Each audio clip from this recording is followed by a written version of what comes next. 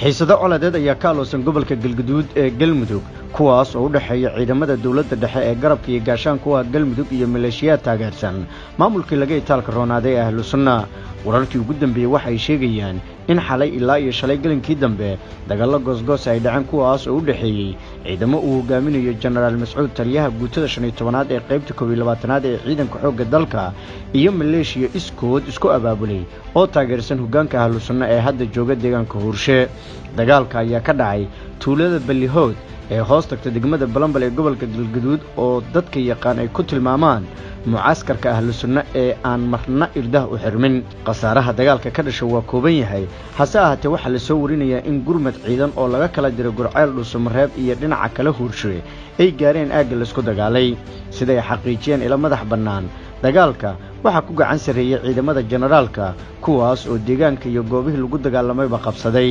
maleeshiyaadka Ahlu Sunna daacad u ah ayaa waday isku day ay doonayeen in ay ku aadaan deegaanka Huurshe taas oo ah sababta dagaalka dhalisay waxaana ay rabeen in ay ku biiraan Huurshe oo ka socdo abaabul ay wadaan hoggaanka Ahlu Sunna maleeshiyada ayaa isla xalay tagay Huurshe halkaas oo la filayo in tababar ciidan ay ku qaataan ciidamada Gorgor oo ka baxay caasimadda Galmudug ayaa tagay deegaanada lagu dagaalamay ee Ballihood iyo Ballicad iyo kuwo kale oo ku dhow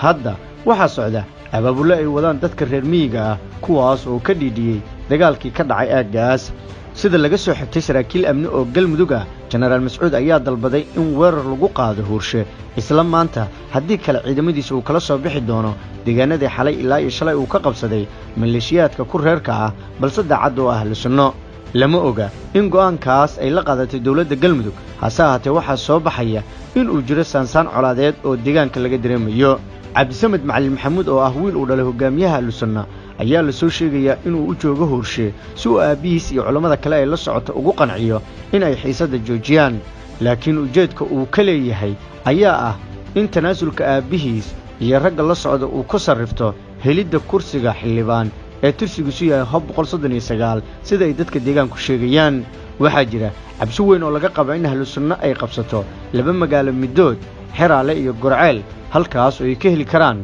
taageero iyo saldhigyo ay ciidamo ka urursadaan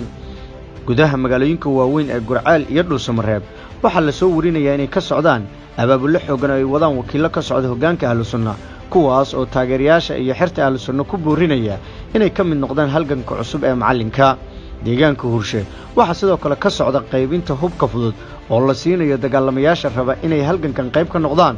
waxaana la soo sheegayaa in sidoo kale gaadiid dagaal oo cusub halka lagu jarayo wixii warar ay ku soo kordha wararkeena dambe ayaan idinku soo gudbin doonaa